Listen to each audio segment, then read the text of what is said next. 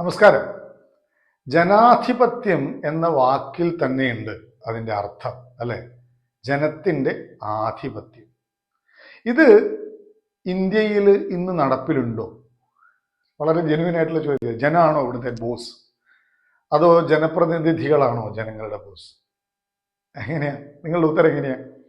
അത് സ്വയം ചിന്തിക്കേണ്ട ഒരു ചോദ്യമാണ്, അല്ലേ? അപ്പൊ ഈ ജനാധിപത്യം എന്ന് പറയുന്ന ആശയം ഒരു 50 വർഷം കൊണ്ടോ 75 വർഷം കൊണ്ടോ 100 വർഷം കൊണ്ടോ ഒന്നും എത്തിപ്പിടിക്കാൻ പറ്റുന്ന ഒന്നല്ല. അത് കാലക്രമേണ ജനങ്ങളെ ബോധ്യപ്പെടുത്തി വളർത്തിയെടുക്കേണ്ടുന്ന ഒരു രാഷ്ട്രീയ പ്രോസസ്സാണ്. വളരെ കൃത്യമായി പറഞ്ഞാൽ ഇന്ത്യ എന്ന് പറയുന്ന ഒരു രാജ്യത്തിന്റെ ജനാധിപത്യത്തെ നമുക്ക് 140 കോടി ചക്രങ്ങളുള്ള ഒരു വണ്ടി പോലെ കണക്കാക്കാം. ഈ 140 കോടി ചക്രങ്ങളും കൃത്യമായി ഉരുണ്ടാലേ ഇന്ത്യ എന്ന ജനാധിപത്യ രാജ്യം സ്മൂത്തായിട്ട് മുന്നോട്ട് പോകും. ഇതിലേതെങ്കിലും ചില ചക്രങ്ങൾ ഉരുളാതിരുന്നാൽ അതിൻ്റെ ഈസിനെസ് കുറയും. അങ്ങനെ ജനാധിപത്യത്തെ ശക്തിപ്പെടുത്തുകയും ജനത്തിന് ആധിപത്യം നൽകുകയും ചെയ്ത ഒരുപാട് നിയമനിർമ്മാണങ്ങൾ ഇന്ത്യയിൽ നടന്നിട്ടുണ്ട്. അതിൽ ഏറ്റവും പ്രധാനപ്പെട്ട ഒന്നാണ് മൻരേഗ എന്ന് നമ്മൾ ഓമന പേരിട്ട് വിളിക്കുന്ന Mahatma Gandhi national rural employment guarantee act. അതൊരു പദ്ധതി അല്ല കേട്ടോ. നേരത്തെ അതൊരു പദ്ധതിയായിരുന്നു, അതൊരു പ്രോഗ്രാം ആയിരുന്നുവെങ്കിൽ ഇപ്പൊ അതൊരു നിയമമാണ്. എന്ത് നിയമമാണ്? തൊഴിൽ ചെയ്യാനുള്ള അവകാശം ഉറപ്പുവരുത്തുന്ന നിയമം. എന്ന് വെച്ചാൽ ഗ്രാമപ്രദേശങ്ങളിലുള്ള ഒരാൾക്ക് 100 ദിവസം പ്രവൃത്തി ദിവസവും ചുരുങ്ങിയ വേതനവും സർക്കാർ ഉറപ്പ് കൊടുക്കുന്ന അവകാശ നിയമം. അവകാശത്തിന്റെ നിയമമാണ്. എന്ന് വെച്ചാൽ ജോലി കൊടുക്കാൻ കഴിഞ്ഞില്ലെങ്കിൽ സർക്കാർ നഷ്ടപരിഹാരം കൊടുക്കാൻ ബാധ്യസ്ഥനാണ് എന്ന് ജനത്തിന്റെ ജീവിത സാഹചര്യത്തെ ഉറപ്പിക്കുന്ന നിയമം. എന്ത് ബ്യൂട്ടിഫുൾ അല്ലേ? ഈ നിയമം ലോകത്തിലെ ഏറ്റവും വലുതും ഏറ്റവും സതുദ്ദേശപരവും ഏറ്റവും വിപ്ലവാത്മകരവുമായ നിയമം എന്നാണ് അറിയപ്പെടുന്നത്. വേൾഡ് ബാങ്ക് ഈ നിയമത്തെ വിളിച്ചത് സാമൂഹ്യക്ഷേമ നിയമങ്ങളിലെ താരം എന്നാണ്. ഇന്ത്യ എന്ന രാജ്യത്തെക്കുറിച്ച് ഏറ്റവും കൂടുതൽ സാമൂഹ്യക്ഷേമ വിദഗ്ധര് സംസാരിച്ച ടോപ്പിക്കുകളിലൊന്ന് മൻരേഗയെ കുറിച്ചാണ്.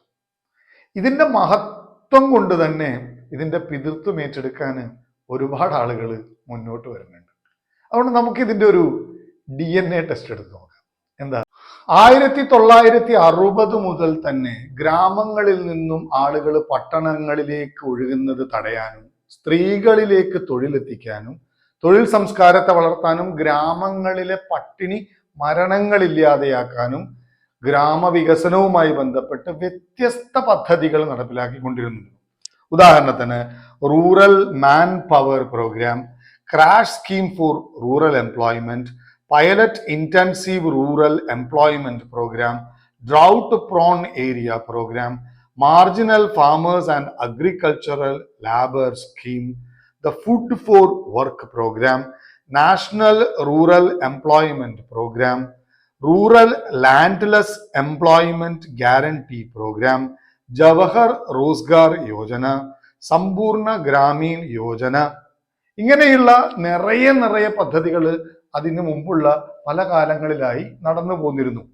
ഇവയെല്ലാത്തിൽ നിന്നും കിട്ടിയ അനുഭവങ്ങളെ ചേർത്തുകൊണ്ട് 1995 PV നരസിംഹറാവു പ്രധാനമന്ത്രി ആയിരിക്കുന്ന കാലത്ത് 625 ഇന്ത്യൻ ഗ്രാമങ്ങളിൽ ഒരു പൈലറ്റ് പ്രോഗ്രാം ആയിട്ടാണ് നാഷണൽ റൂറൽ എംപ്ലോയ്മെന്റ് ഗ്യാരണ്ടി എന്ന് പറയുന്ന ഒരു നിയമം നടപ്പിലാക്കാൻ വേണ്ടി ശ്രമിക്കുന്നത്. അല്ലാതെ UPA സർക്കാരിന്റെ ഒന്നാം ഘട്ടത്തിൽ പലരും പറഞ്ഞു നടക്കുന്നത് പോലെ കുറച്ച് ഇടതുപക്ഷക്കാരെല്ലാവരും കൂടി ആലോചിച്ച് കണ്ടുപിടിച്ച് നടപ്പിലാക്കിയ ഒരു സാധനമൊന്നും അല്ലത്. ഇത് കാലാകാലങ്ങളായുള്ള മാറ്റങ്ങളിലും പരിഷ്കാരങ്ങളിലും കോൺഗ്രസ് സർക്കാർ അതിനു മുമ്പ് ചെയ്ത പലതരത്തിലുള്ള സാമൂഹ്യക്ഷേമ പദ്ധതികളിൽ നിന്നുള്ള പാഠങ്ങൾ ഉൾക്കൊണ്ട് 2005 ഒരു ബില്ല് അവതരിപ്പിക്കുകയാണ്. 2006 അത് നിയമമായി മാറുന്നു. പിന്നീട് 2008 കാലഘട്ടത്തിൽ അതിന്റെ പേര് കൃത്യമായും ഫിക്സ് ചെയ്യുന്നു, Mahatma Gandhi national rural employment guarantee programme എന്നത്. അല്ലാതെ ഇത് പെട്ടെന്ന് ഒരു ദിവസം കുറച്ച് ആളുകൾ വിളിച്ചു ചേർത്ത് ഉണ്ടാക്കിയെടുത്തൊരു നിയമമൊന്നുമല്ല. ഇന്ത്യൻ ഭരണഘടനയിൽ ഇതൊരു നിയമമായി മാറുമ്പോൾ ഭരണഘടനയുടെ തന്നെ സ്പിരിറ്റ് ഉൾക്കൊണ്ടുകൊണ്ടുള്ള മറ്റ് പല വകുപ്പുകളെയും ഇത് സാറ്റിസ്ഫൈ ചെയ്യുന്നുണ്ട്.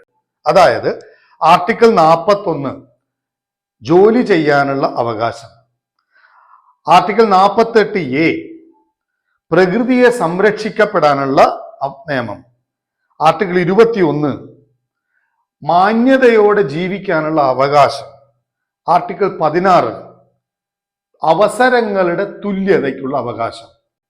ഈ തരത്തിലുള്ള എല്ലാ കാര്യങ്ങളെയും ചേർത്തുകൊണ്ടാണ് മഹാത്മാഗാന്ധി തൊഴിലുറപ്പ് പദ്ധതി എന്ന് പറയുന്ന ഒരു നിയമത്തിന്റെ ആരംഭം ഉണ്ടാകുന്നത്. ഇത് നടപ്പിലാക്കിയത് ഒരു ദേശീയ ഉപദേശക സമിതിയുടെ സഹായത്താലാണ്. ആ ദേശീയ ഉപദേശ സമിതിയുടെ ചെയർമാൻ ശ്രീമതി സോണിയാഗാന്ധി ആയിരുന്നു. അന്ന് ആ ദേശീയ സമിതിയിലേക്ക് തൊഴിലൊരവകാശമാക്കി മാറ്റുന്നതിന് വേണ്ടി പല തൊഴിലാളി സംഘടനകളുടെയും നേതാക്കളെയും സാമൂഹ്യ പ്രവർത്തകരെയും ആക്ടിവിസ്റ്റുകളെയും ഒക്കെ ക്ഷണിച്ചിരുന്നു അതിലെ സ്ഥിരാംഗങ്ങളായി. അതിൽ ഒരുപാട് ഇടതുപക്ഷ തൊഴിലാളി പ്രസ്ഥാനങ്ങളിലെ നേതാക്കന്മാർ ഇടപെട്ടിട്ടുണ്ട്. അവരുടേതും കൂടിയാണ് ഈ നിയമം, സംശയമില്ല. എല്ലാ ഇന്ത്യക്കാരുടേതുമാണ് ഈ നിയമം എന്ന് പറയുന്നത് പോലെ. പക്ഷേ ഈ നിയമത്തിന് നേതൃത്വം കൊടുത്തത് സോണിയാഗാന്ധിയും ആ നിയമം നടപ്പിലാക്കിയത് മൻമോഹൻ സിംഗ് എന്ന പ്രധാനമന്ത്രിയും ആ നിയമം നടപ്പിലാക്കാനുണ്ടായ ചരിത്രപരമായ ദൗത്യം ഏറ്റെടുത്ത് അതിനെ വിജയിപ്പിച്ചത് ഇന്ത്യൻ നാഷണൽ കോൺഗ്രസ് എന്ന രാഷ്ട്രീയ പ്രസ്ഥാനവുമാണ്. പക്ഷെ ഇത് ഇന്ത്യക്കാരുടെ നിയമമാണ്. ആ സമിതിയിൽ പങ്കെടുത്ത എല്ലാ ആളുകൾക്കും അതിന്റെ ക്രെഡിറ്റ് എടുക്കാം, അതിൽ തെറ്റില്ല. പക്ഷെ ഒരു എട്ടുകാലി മമ്മൂഞ്ഞാവുന്നത് ശരിയല്ല. ഇത് കോൺഗ്രസ് സർക്കാർ നടപ്പിലാക്കിയ നിയമമാണ്. കോൺഗ്രസ് സർക്കാരുകൾ നേരത്തെ മുതൽ നടപ്പിലാക്കിക്കൊണ്ടിരുന്ന പല പദ്ധതികളുടെയും എക്സ്റ്റൻഷനാണ്. ആ പദ്ധതിയിൽ നിന്നും നിയമത്തിലേക്ക് പരിവർത്തനം ചെയ്യപ്പെട്ട ആ സഭയിലെ ഉപദേശക സമിതിയുടെ ചെയർമാൻ അന്നത്തെ പാർട്ടി പ്രസിഡന്റായ സോണിയാഗാന്ധിയാണ്. ഇതിന് നേതൃത്വം കൊടുത്തത് ഇന്ത്യൻ നാഷണൽ കോൺഗ്രസ് എന്ന രാഷ്ട്രീയ പ്രസ്ഥാനമാണ്. അതാണ് ചരിത്രപരമായ സത്യം. ഈ പദ്ധതി നടപ്പിലാക്കിക്കൊണ്ട് അല്ലെങ്കിൽ ഈ നിയമം നടപ്പിലാക്കിക്കൊണ്ട് ഡോക്ടർ മൻമോഹൻ സിംഗ് പറഞ്ഞിട്ടുള്ളത് ഇന്ത്യയിലെ ദാരിദ്ര്യത്തെ നിർമ്മാർജ്ജനം ചെയ്യാൻ ആവശ്യമായ വിപ്ലവകരമായ സ്റ്റെപ്പ് എന്നാണ്. ഡോക്ടർ മൻമോഹൻ സിംഗിനെ ഈ അവസരത്തിൽ നമ്മൾ നന്ദിപൂർവം ഓർത്തേ പറ്റൂ. ദാരിദ്ര്യ നിർമ്മാർജ്ജനത്തിന്റെ നാഴികക്കല്ലായി ഇന്ന് മഹാത്മാഗാന്ധി തൊഴിലുറപ്പ് പദ്ധതി മാറുന്നത് കോവിഡ് പീരീഡിൽ നമ്മൾ കണ്ടതാണ്. 2015 നരേന്ദ്രമോദി എന്ന പ്രധാനമന്ത്രി തൊഴിലുറപ്പ് പദ്ധതിയെ കുറിച്ച് പറഞ്ഞത് UPA സർക്കാരിന്റെ പരാജയത്തിന്റെ സ്മാരകശില എന്നാണ്. ഞാൻ ഈ പരാജയത്തിനു ചുറ്റും മേളം കൊട്ടിക്കൊണ്ടേയിരിക്കും. പക്ഷെ 2020 കോവിഡ് കാലത്ത് ഇന്ത്യയുടെ ജീവരക്ഷാ നാഡിയായിട്ടോ ഒരു ലൈഫ് ലൈൻ ആയിട്ടോ പ്രവർത്തിച്ചതും ഇതേ തൊഴിലുറപ്പ് പദ്ധതിയാണ്. അപ്പോൾ ഒരു എക്കണോമിസ്റ്റിന്റെ ദീർഘവീക്ഷണം രാജ്യത്തെ സാധാരണക്കാരന് വേണ്ടി കൂടെയുള്ളതാകണം വികസനങ്ങളും അവകാശങ്ങളും എന്ന് മനസ്സിലാക്കുന്ന ഒരു ദീർഘവീക്ഷണം ഈ പദ്ധതിയുടെ അല്ലെങ്കിൽ ഈ നിയമത്തിന്റെ പിറകിൽ നമുക്ക് കാണാൻ കഴിയും. ഇൻക്ലൂസീവ് ഡെവലപ്മെന്റ്, ഇതാണ് ഡോക്ടർ മൻമോഹൻ സിംഗ് എല്ലായ്പ്പോഴും ഉപയോഗിച്ചിരുന്ന വാക്ക്. എല്ലാവരെയും ചേർത്തുകൊണ്ട് വികസിക്കുക. വലിയ വലിയ ബിൽഡിങ്ങുകൾ ഉണ്ടാവുന്നത്, വിമാനത്താവളങ്ങൾ ഉണ്ടാവുന്നത്, പരന്ന ഹൈവേകൾ ഉണ്ടാവുന്നത് ഒക്കെ നല്ലത് തന്നെ. ഇൻഫ്രാസ്ട്രക്ചർ ഡെവലപ്മെന്റുകൾ നല്ലത് തന്നെ. അതൊക്കെ രാജ്യത്തിന് ആവശ്യമാണ്. പക്ഷെ അതോടൊപ്പം തന്നെ സാധാരണക്കാരായിട്ടുള്ള ആളുകളെ, ദാരിദ്ര്യരേഖയിൽ നിൽക്കുന്ന ആളുകളെ പരിപാലിക്കുക കൂടി ചെയ്യുന്ന ഡെവലപ്മെന്റിന്റെ പേരാണ് ഇൻക്ലൂസീവ് ഡെവലപ്മെന്റ്. പക്ഷെ പുതിയ NDA സർക്കാർ പോയിക്കൊണ്ടിരിക്കുന്ന വഴി അതാണ്. ഒന്ന് ആലോചിച്ച് നോക്കൂ.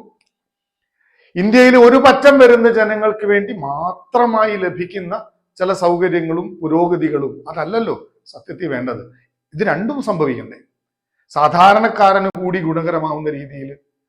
ഒരു മഹാമാരി കാലത്ത് ഇന്ത്യൻ ജനതയെ ഏറ്റവും കൂടുതൽ താങ്ങി നിർത്തിയ ഈ പദ്ധതി നിർഭാഗ്യവശാൽ ഓരോ വർഷം മുന്നോട്ട് പോകുമ്പോഴും അനുവദിച്ച് കിട്ടുന്ന തുക കുറഞ്ഞു വരികയാണ്. ഓരോ ബജറ്റിലും ഒരു 20,000 കോടി രൂപയെങ്കിലും ആവശ്യമായ പണത്തേക്കാൾ കുറവ് മാത്രമേ അലോക്കേറ്റ് ചെയ്യുന്നുള്ളൂ.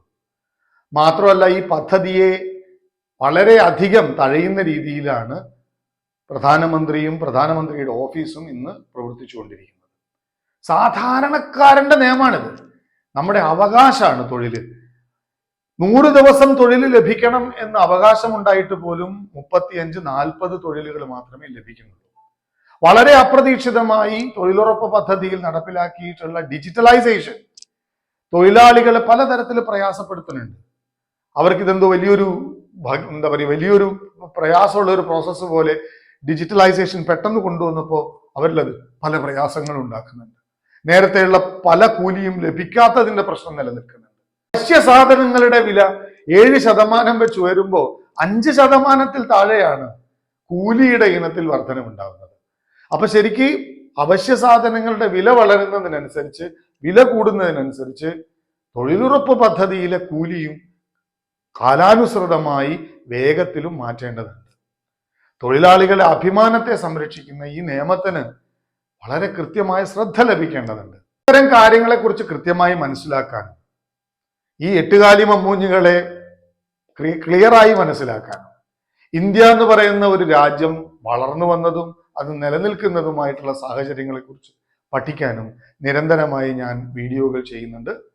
നിങ്ങൾക്ക് ആ വീഡിയോ ഇഷ്ടപ്പെടുന്നുണ്ട് എങ്കിൽ ചാനൽ സബ്സ്ക്രൈബ് ചെയ്യുക. എൻ്റെ ഈ പ്രവർത്തനം നിങ്ങൾ ആഗ്രഹിക്കുന്നു എങ്കിൽ എന്നെ സപ്പോർട്ട് ചെയ്യുക. ഞാൻ എൻ്റെ മൊബൈൽ നമ്പർ ഡിസ്ക്രിപ്ഷൻ ബോക്സിൽ ആഡ് ചെയ്യാം. നിങ്ങൾക്ക് എന്നെ കോൺടാക്ട് ചെയ്യാം. ഏതൊക്കെ രീതിയിൽ നിങ്ങൾക്ക് സഹായം ചെയ്യാൻ കഴിയുമോ ആ രീതിയിലൊക്കെയുള്ള സഹായങ്ങൾ നമുക്ക് ഒരുമിച്ച് ഏറ്റെടുക്കാം. നമുക്ക് ഒരുമിച്ച് മുന്നോട്ട് പോകാം. നന്ദി, നമസ്കാരം.